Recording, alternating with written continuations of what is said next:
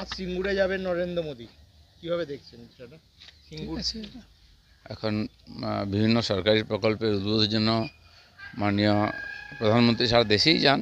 পশ্চিমবাংলায়ও কেন্দ্র সরকার বহু টাকা দিয়েছে, বহু প্রকল্প দিয়েছে, বহু ট্রেন দিয়েছে, তার উদ্বোধন করছেন প্রধানমন্ত্রী নিজে এসে।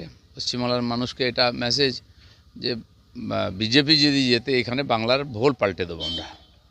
টাটা কি আসবে আবার মনে হচ্ছে? সেটা টাটাকে জিজ্ঞেস করতে হবে। শীতল কপাট হিরণ চট্টোপাধ্যায় তৃণমূলে আসছে বলে জানাচ্ছেন অভিষেক বন্দ্যোপাধ্যায়, কিন্তু তৃণমূলের দরজা তাদের জন্য বন্ধ। আবার পাল্টা অভিযোগ করছে শীতল কপাট যে তারা কিন্তু কিছু বলেনি। ইলেকশন আসছে, এরকম অভিযোগ প্রত্যাভিযোগ আসা যাওয়া চলবে, এই সব কথার কোনো গুরুত্ব নেই। কেন্দ্রের টাকা লুট করছে তৃণমূল বললেন প্রধানমন্ত্রী, এক্সপোর্টে সরব তৃণমূল কংগ্রেস। সত্য কথাটা বলেছেন উনি। কেন্দ্রের টাকা লুট করেছে সবাই জানে, কারণ কি উন্নয়নের টাকা ব্যক্তিগতভাবে খরচা হচ্ছে। উনি এটাও বলেছেন যে বন্যার টাকা একটা অ্যাকাউন্টে 40 বার গেছে একজনের নামে, আর এটা আগের থেকে আমরা জানতাম। আয়লার টাকা পার্টির নেতাদের অ্যাকাউন্টে 20,000 টাকা করে গেছে, এগুলো প্রমাণ আছে।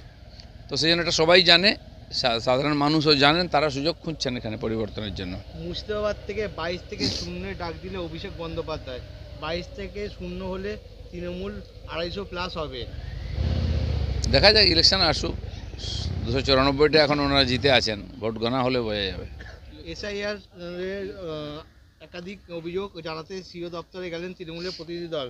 ফিরহাদ হাকিম বললেন এর একটা প্রহসন চলছে, হয়রানি চলছে, টর্চার কিলিং চলছে, মানুষের ওপর অন্যায় হচ্ছে। টিএমসির লোকেরা তো বহু কমপ্লেন করেছেন, বিভিন্ন জায়গায় গ্রামের দিকে যারা ভোটার পুরনো তাদেরকেও কমপ্লেন করে ডাকানো হচ্ছে। তো আমরাও চাই সত্যি সত্যি ঠিক আছে কি না, কমপ্লেন হলেই ডাকতে এরকম নয়, দেখে। আর যে পুরনো ভোটার আছে ওখানে তাকে ফালতু হয়রানি যাতে না হয়, এটা নির্বাচন কমিশন দেখবে। বেলডাঙ্গা খড়গপুর থেকে আক্রান্ত সাংবাদিক, কি বলবেন এটা নিয়ে?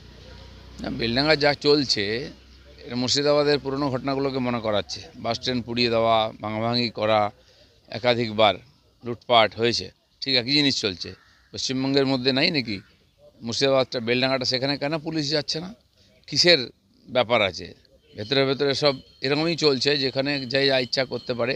মমতা ব্যানার্জি পুলিশ হাত দেবে না, ওখানকার মানুষের শান্তিতে থাকার অধিকার নেই?